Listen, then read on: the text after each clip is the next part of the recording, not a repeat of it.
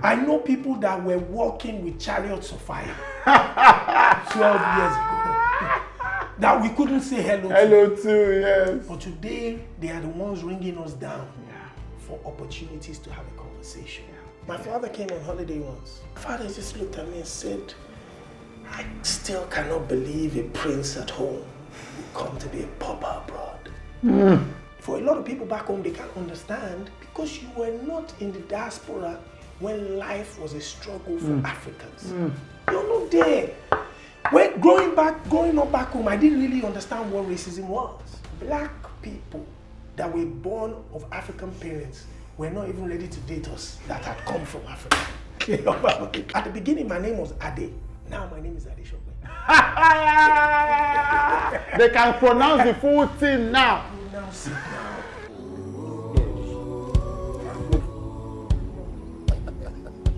Come for me.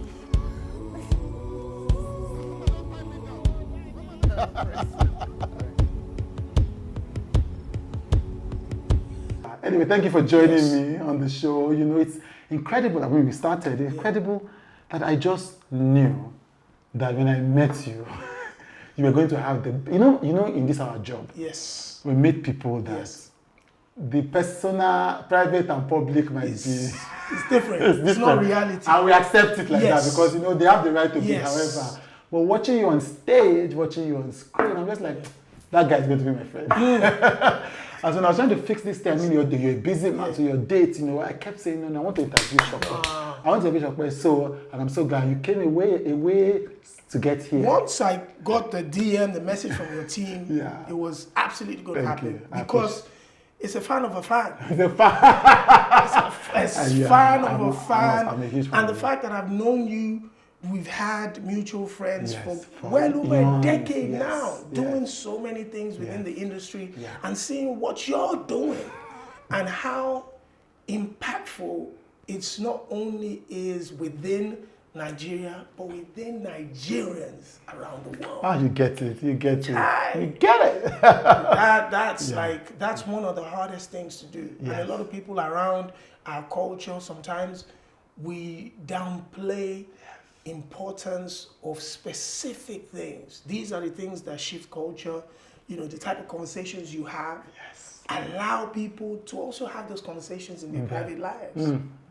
Because we weren't encouraged to have these type of conversations going on. You know, some people would see it as dirty linen, some people would see it as not being masculine enough, some people would see it as being feminine. But because of your constant push in allowing people to be vulnerable in their own skin, now makes us in our own private quarters feel that the vulnerability is necessary for growth. So it's an honor to be here. It's an honor to have you. Thank you so much. That's such a. I'm just glad that you get it. You know, I want to start from that. You know, it makes sense to me. You know, when you do the kind of work that you do, you know, I mean, one of the works that you do, you know, it can be easy for people to not realize two things are happening. One, you are shifting culture in the way that you are doing it. Two, and that kind of culture shifting, because what you started wasn't in a box that people could understand when you started.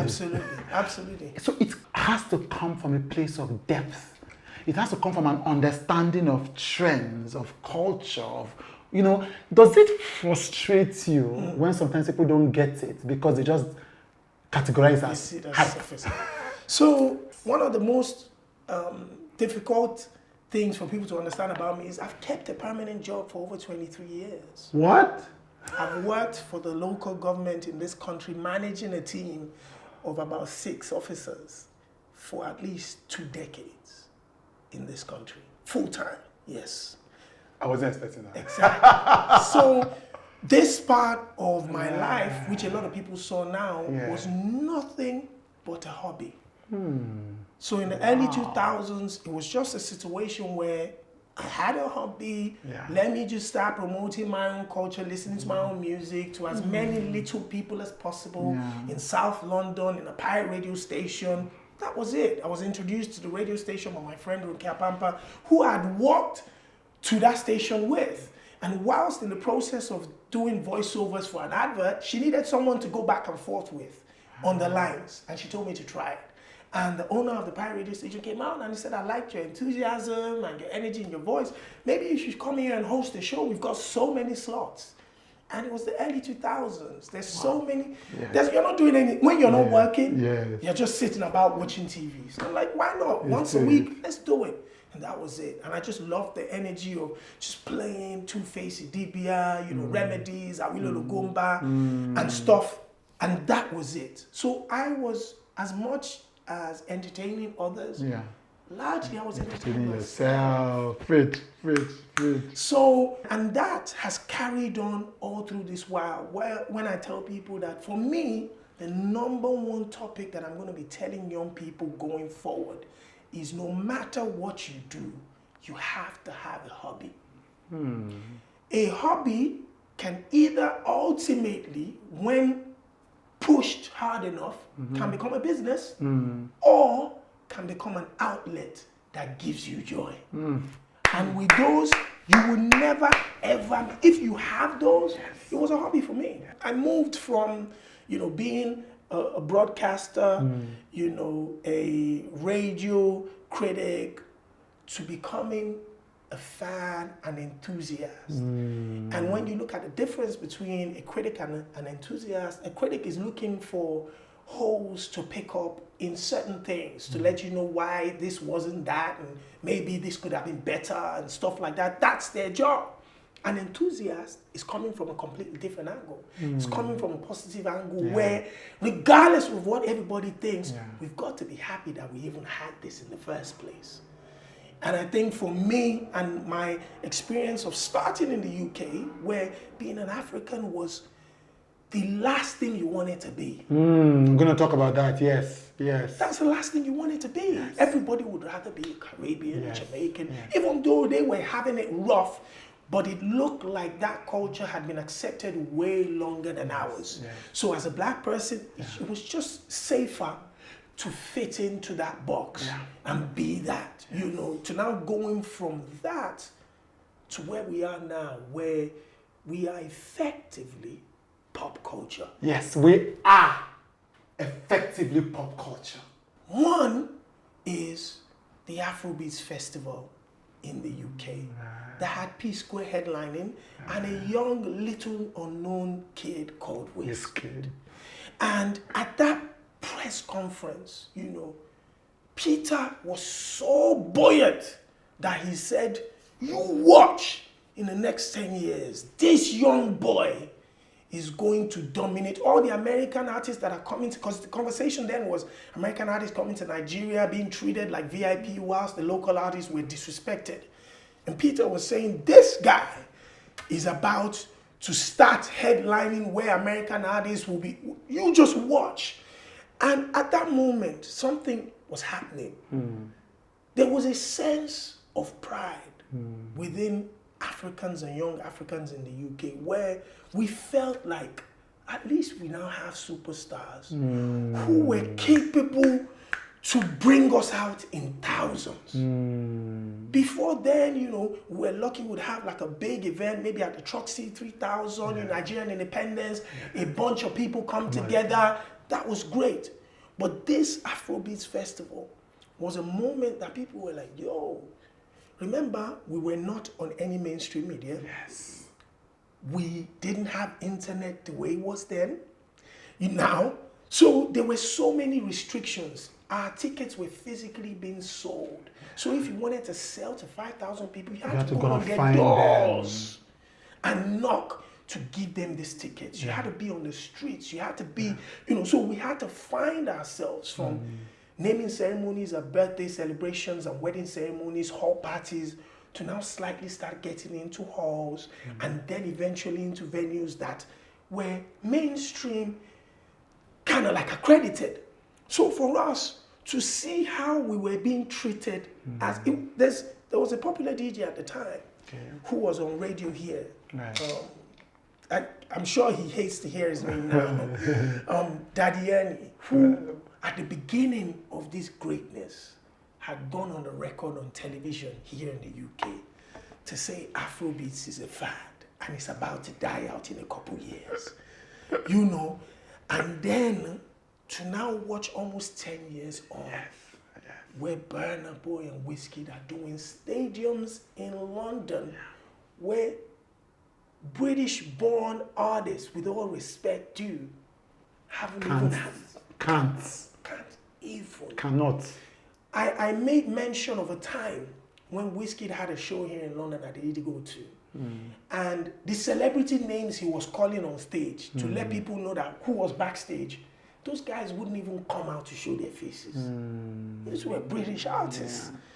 And he was saying those names just to let people know that, you know, I've got this person here, and all of them were backstage. Yes.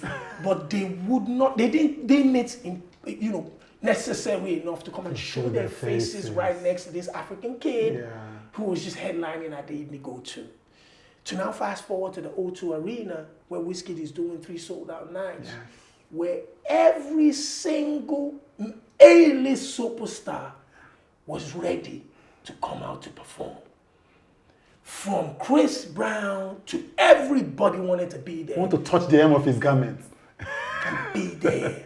You know, there was a Burna Boy in 2018, the concert that went viral around the world, where the whole world was singing, You know, I was the one that recorded that video. Yes, that's true. I remember that. Yes. So that's the second kind of job that I do. And one of the reasons why a lot of the videos I record go viral is because I record from a fan's perspective. Yes. The energy of it is yes. I know what I would want to see, how excited I would be at this moment during the song. So when Burna was going and the whole crowd started singing and he almost burst into tears and that video went viral, after that show, we walked backstage and one of the private rooms had everybody in it. Right. There was Tiny Temper, there was Notes in there, and I'm looking, I've got a video and I'm like, oh, these guys have actually come here to come and witness, you know, this guy do things. To now fast forward to 2023, where Burna Boy, for the first time in history, I stand to be corrected, he brought out the 3 hottest artists in the UK on stage alongside the #1 artist from Jamaica. He brought out J Hus, he brought out Stormzy, he brought out Popcan on the same stage with each one of them performing at Theyve. You know, these are the #1 black superstars here. But all of them were available not only to show up, but to come and perform at a stage that a Port Harcourt young man had in London. I want to speak in tongues. You know, you have to, for us, that's how the culture shifted. It shifted from us hiding behind doors that were Nigerians and Africans to ultimately now going, at the beginning my name was Ade. Now my name is Adesope. They can pronounce the full thing now. Pronounce it now. They even want to pronounce, they want to learn. it. They want to know what it means. How was I given? So now I tell the story with so much pride to any new person I'm introduced to. For me, that's where it started from. I remember seeing a young white kid playing African Queen on the streets of London. And I know how I felt. Like, wow, our song. You know, I remember when they played it on a movie by Monique in America. We know how we all felt. How huge that moment was. Yes. I remember when the band, when they dropped the video to Endowed Remix, and the website was crashed. I remember when Twitter crashed because of one tweet between Kanye and them. Pick up your phone or something like that. Exactly. Those moments. I was at the event in Apollo when the band sat down and he had that mouth organ and it was going and we didn't expect that when the beat dropped, Kanye West was going to walk on the stage. When Kanye was Kanye, we kept on falling down and standing up and fall. Kanye West. You know, those are the moments that I said were the key points where we know that things shifted. You know, those collaborations, the band Don Jazzy Snoop Dogg, crazy. The band Kanye West on stage in the UK, crazy. You know, you have those tweets. Then you have Oliver Twist. Kai. Watching Oliver Twist being played at the New Year's parade in the UK. What? Yes. They could have picked any. It was 3, 2, 1. Happy New Year. Pum, pum, pum, pum, pum, pum, pum, pum, pum. It's 2 million people in the streets of London. Rocking it. Straight. So you imagine what every African who has been racially abused, disrespected, felt unseen, unheard, haven't had a sense of home, but was watching TV that night. How we felt. That's what the music is, and that's really what has led my passion. So that's what changed my perspective. The fact that these guys, I put a tweet out today to say, these guys have not only changed lives, but they've saved lives because of this success of this music and what it's done to us. They've not only they've changed lives and they've saved lives. That's so true. They've saved lives. They've saved lives to a lot of people because of this social media era where young people don't know what sacrifices had been made to bring it here. That's what I'm going to ask you that later, but thank God you raised it up, because I mean that I've learned to get used to it because you must flow with the culture as it is. But I can't say that doesn't annoy me. Yes. I can't say that doesn't annoy me. Sometimes people say things like, you know, this has happened. Yes. Nobody had done this before me. Yeah. Nobody paved the way for me. But what do you think leads to, is it that people feel in the responsibility to properly tell stories? Yes. Is that what it is? 1000%. I think we haven't shared our stories the way we're supposed to have shared it. You know, and sometimes for good reasons. I'll give you an example. A two-faced Idibia, for example, is a treasure chest. Is a box of information and memories that the entire world needs to see. First and foremost, I think that your interview with Two-Face, one of the best Two-Face interviews I ever saw. Thank you so much. And I think one of the reasons why that interview was like that was because that's the angle I was coming into that room. For years. Now, one of the reasons why Two-Face has been a little bit standoffish from the media has been because of the way previously media has engaged with him. Disrespectfully, I must say. So, what should have benefited young generations, kids, teenagers, that he would have shared as gems, he's kept on to it and just kept to himself. Exactly. Yes. So that's why I said for good reasons. However, our stories need to be told. And we need to allow ourselves to share these stories so other people can learn from it. When stories are not told, everybody always feels like they are the first to have done something.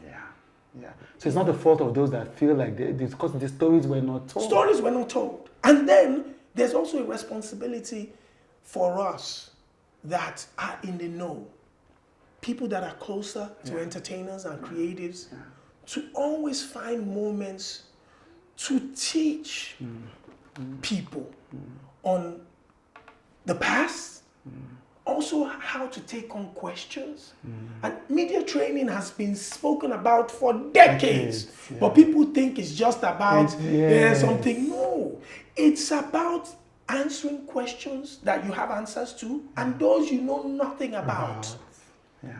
And because in Nigeria is one of the places, or Africa as a whole, where once you're successful, you are the boss. So nobody can tell you anything. And everybody dances to your tune, whatever you say goes. And that's why I got to a point where I said, there are specific narratives now that in any serious conversation, I will always be bringing to the table. Awilo Lugumba, Kofi Olomide in the 90s were doing 20,000 arenas in France. Shutting it down. They were pop superstars that we'd never seen before. Yeah. When we got into the early 2000s, Two-Face, Idibia, and Psquare were at levels that we never imagined human beings in Africa getting to. Psquare were doing stadiums across Africa. Tarun Shewe, we'd never seen it before. Two-Face had a global record that went from Lagos, Nigeria to Jamaica and Trinidad and Tobago. Yeah. Touched the United States of America, unprecedented, without internet, without social media, without nothing. Physically traveled. Yeah. We had to be buying physical CDs in Nigeria to come and play it on radio here. So those are moments, you have to look at those moments. Then the Ghanaian hip life era came. Yeah. Rockstone, Reggie Rockstone, Castro, and all of those guys, and how they changed changed everything for us. Yeah. Before the Banj and Mo hits decided to step in. Yeah. If you forget that whole spinal cord, we will only be talking about what's happening now. You know, Wizkid made it cool for us to think that it was at a time when Justin Bieber existed. So Africans instantly, we saw another Justin Bieber-like pop star. Straight away, the band was side by side Kanye West, the biggest global superstar at that time. Unprecedented. Not only were they standing side by side, they were making music together. It even got to a point where it was signed. There was a partnership involved. You know, those were the little doors that opened. Yeah. You know, 2012, Afrobeats Festival was a 5,000 capacity event at Eventim Apollo. And a year after that, Wizkid now came to headline the same venue by himself, sold out 2 days before the band did his. 5,000 at the time when it was physical tickets sold. Yes, yes. They were touring 8-9 cities in the UK as far back as 2010. So those were the foundation that others have now climbed on that ultimately took us to greater heights. Again, the creatives as a whole, I'm talking the producers, the musicians, you know, they found something that resonated not only with Nigerians, but with Africans outside. Yeah. And that's what ultimately brought us here. Yeah. But education and information should not be held on to. We need to teach the young people. We need to share with them. You know, now we're having the likes of Rema and Co. They're the future. Yeah, yeah. If we don't give them the right information, yes, that's it. Then there will be a truncation. Okay, I worked in media relations, and I worked across helping. I still do. Helping artists promote their music here in the UK and stuff like that. And one of the first things I tell people when they send, they want to promote a song and stuff, I said, if you do a drop for a DJ as an A-list superstar, it's an equivalent of giving them over £1,000. Imagine a little known DJ in Sheffield, before starting to play, presses a drop that says, yo, this is Wizkid, and you're listening to my boy DJ Shopsydoo, don't go nowhere. Eh? You've given him something that he would cannot buy anywhere. Anywhere! And that to you is nothing. Yeah. The American and the pop stars, when it's time to release music, they put them in a booth and they give them a list of 300, 400 DJs globally that they do drops for. That's it. All the rappers, they'll just drop, they go into, the record label will give them a list, they sit in the booth, and they start doing drops. From Germany to London to, so every DJ, every radio station, everybody has a personal drop from a global star. But what we're asking is just give back to these people in this community. This is the reason why you're where you are, you know? So if it's extremely important that we tell our stories, that people that surround creatives also remind them. That we remind them. You have to remind them of what it means to be where you are. Yeah. And the sad thing is, you and I have been around for so long that we've seen too many people. Oh, yes, we've seen, yes. I know people that were walking with chariots of fire 12 years ago. that we couldn't say hello to. Hello too, yes. But today, they are the ones ringing us down Yeah. for opportunities to have a conversation. Yeah. Yeah.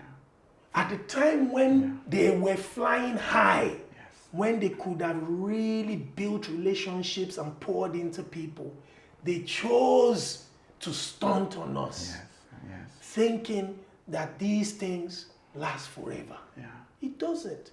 So when you empower communities and platforms, you give yourself a buffer that when you come low, Okay, so carry you up.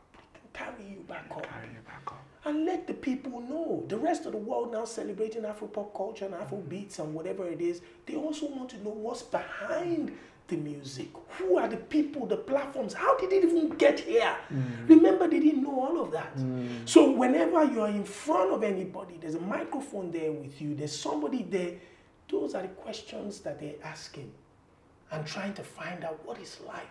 How did it get here? Who's behind this? How do you guys make music? What's the inspiration? Without knowing the proper stories and know your background in this culture, it's almost impossible to be able to answer those questions correctly. Absolutely. This is so typical you. You spent this thing, not talking about yourself, but about the industry, about the ecosystem, about all of that. Yeah. But I have to come back to Please. you. Two things. One, I mean, obviously anybody who has been in this industry, Yes. behind the scenes, Yes. all the operators, all the players, have known you over the past few years, Yes. and also people who pay attention just see you. But over Yes. the past 2 to 3 years, you've become, iconic. People can now see you've become the culture can see you clearly. People can say, oh, that guy, Shopsydoo, or like you said, they can call Adesope, they know, they can see. That's the only way I can say they can see you clearly. So before, there's a thing in the Bible where they say, he saw with a haze. Then, and now they can see clearly.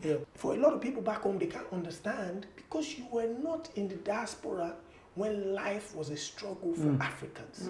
You're not there. When growing up back home, I didn't really understand what racism was until you come into the Western world and you are faced with it on a daily basis. Your neighbors calling you names. You're not getting the type of promotion at work.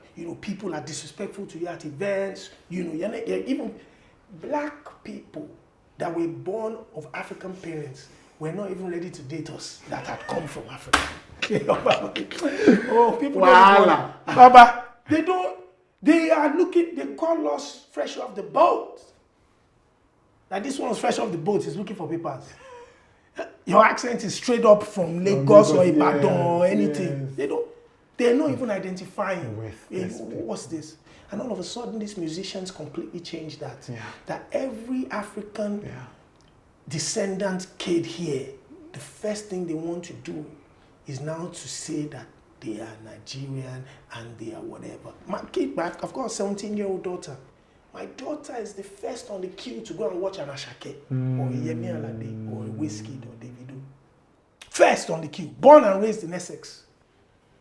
There are people learning Yoruba on YouTube because of they want Ashake. to go and join a concert. They want to go and listen to a song. They want, My father came on holiday once, and I picked him at the airport.